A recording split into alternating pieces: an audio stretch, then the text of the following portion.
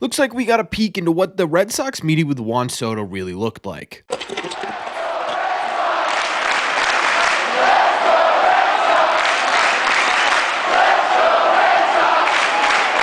What is going on, everybody? Welcome back to Red Seat Radio. My name is Corbin, and obviously in today's video, we are breaking down the latest details surrounding the Red Sox meeting with Juan Soto, and we're going to talk about whether or not it makes us more or less comfortable with the idea of the Red Sox chasing him. But before we get into that, as we've been talking about this whole month, we are raising money for Movember, a charity dedicated to bringing men's mental and physical health services to men around the globe. We are trying to get to $1,500 raised, and we are almost there, folks. If you want to help us get there, links are in the description or the comment section down below. Thank you all very much for clicking on this one. Let's get into it. Okay, so for those of you who may not know, which I don't assume is very many of you, the Red Sox had a meeting with one Juan Soto yesterday, which was one of four public teams to have a meeting. The Red Sox were second out of those four teams. It was the Blue Jays, the Red Sox, then it's the New York Yankees and the Mets. I can't remember what order they're in. That's not what we're focusing on, because today, Sean McAdam of Mass Live released an article that gave us some insight into what the Red Sox meeting with Juan Soto looked like, and there are absolutely some important things here. I'm going to put the full link to the article in the description, probably right next to the donate to Movember link. But in this video, we're going to go through the main highlights, starting with the first thing that stands out, and that's who was there for the Red Sox. Sam Kennedy, Tom Werner, Craig Breslow, and Alex Cora. I think if you take a look at this list, there's one glaring absence from it, and that would be John Henry. Now, I'm not going to look too much into John Henry not being at the initial meeting for Juan Soto. I just think it's a little bit interesting because we've been getting these sort of conversations or reports that, hey, the Red Sox are in on Juan Soto like they haven't been in on a player in a long time. I would have to assume that the other teams that are meeting with him, specifically the other two major players in this Juan Soto sweepstakes, the Mets and the Yankees, are going to have their primary owner there. I would assume Steve Cohen is absolutely going to be at that meeting. I'm not entirely sure about Steinbrenner, but I would assume he's going to be there as well. It's interesting to me that John Henry decided not to show up. Now, I will say these meetings are preliminary. It's more of a get to know you. I don't know how helpful John Henry would be in that meeting. So I'm not entirely worried that John Henry wasn't there. I just don't love the idea that he wasn't. Does that make sense? Where I don't think it totally crushes the Red Sox chances of getting Juan Soto. I don't think this says anything about their intentions with Juan Soto, but I also don't think it helped get Juan Soto either. Does that make sense? It's sort of a back and forth here. I know I'm kind of talking on both sides, but I just think that was a really important standout, notable item of this sort of meeting details that Sean McAdam put out. And to be honest with you, one of the reasons why I'm not super upset that John Henry wasn't at this meeting is because the rest of the article seems to be pretty positive. Juan Soto seemed to be impressed with the Red Sox 3-hour meetings where they kind of played the hits, basically, talking about how influential the DR has been on the Red Sox, talking about their plans for the future and the top prospects coming. And I got to be honest with you, that is kind of exactly how they should be playing it. Obviously, it's going to be hard to ignore for any free agent the last 3 years of Red Sox baseball, which have been bad to mid, right? I think the best they've been was last year, which was pretty mediocre. But at the same time, too, they kind of have a unique position here where they are in a position to win and win a whole lot over the coming years with what they currently have on their team and what they have coming up in their pipeline, right? It's probably pretty appealing to someone who's planning on spending a majority, if not the rest of their career with a team, to have 3 top 10 prospects, 3 other top 100 prospects, a bunch of guys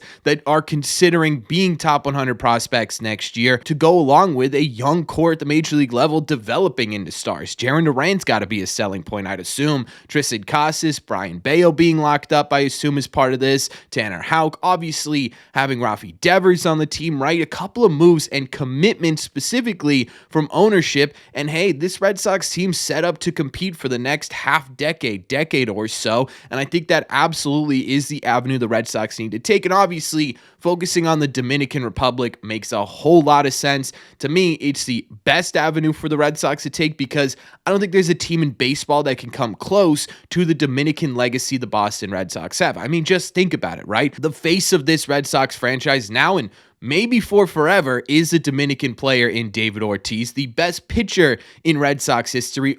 I mean, there's some argument to be made there, but I think most people would agree the best pitcher in Red Sox history was Dominican. You have two Dominican-born players who have won World Series MVPs here. The largest contract and the current best player on your team is Dominican. It makes a lot of sense, not to mention David Ortiz is really good friends with Juan Soto, to the point where during this meeting, guess where David Ortiz was? He was hanging out with Juan Soto's family, right? That's a pretty good connection to have, especially when you know David Ortiz loves this organization. So I think playing into that is really smart. One thing that wasn't in the Sean McAdams article, but was in a Rob Bradford article, was the angle of the Red Sox talking to Juan Soto about being the face of the franchise, about being the next David Ortiz for the Boston Red Sox for years to come. Specifically, they highlighted how perfectly Soto could be the face of this franchise for years to come. We know that on Section 10, their sources were saying similar things, and we know that according to those sources, that's important to Juan Soto.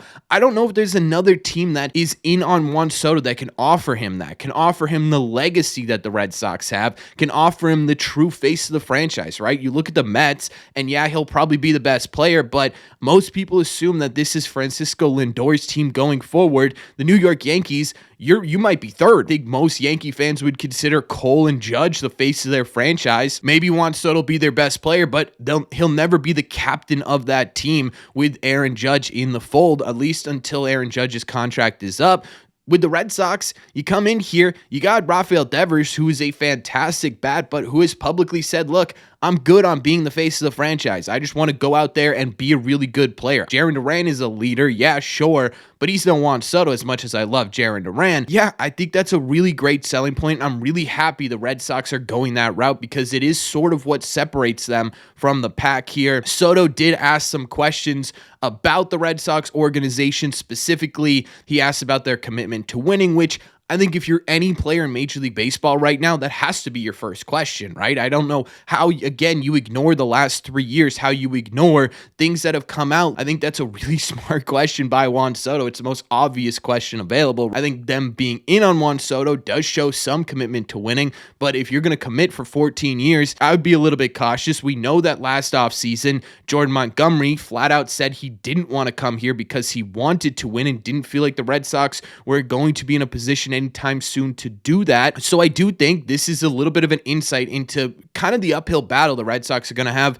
with any free agent, right? They're going to have to prove to anyone outside of money that they want to win. And I don't know if that's going to happen unless you get a deal done and show that you're committed to winning. And it's sort of a double-edged sword, right? Because to get the deal done, you got to show you're committed, but to show you're committed, you got to get the deal done. It's going to be an interesting game the Red Sox have to play this offseason. I think Soto's really smart for asking that. One other thing that stood out to me in terms of the question Soto asked was player evaluation, which again makes sense. If you're going to spend a majority of your career with this team, you're going to want to know how they are going to evaluate talent for the next decade and a half, whatever it is that gets him in a Red Sox uniform or any uniform in Major League Baseball. And I kind of like that he asked that because I think Craig Breslow had a pretty good answer. Breslow wasn't incredibly successful in his first full season here, but one thing we do know is he's pretty decisive. He's going to go one way or the other, and that's clearly based on some sort of evaluation metric that he has developed with his staff on this team. I think he was able to answer that pretty concisely, so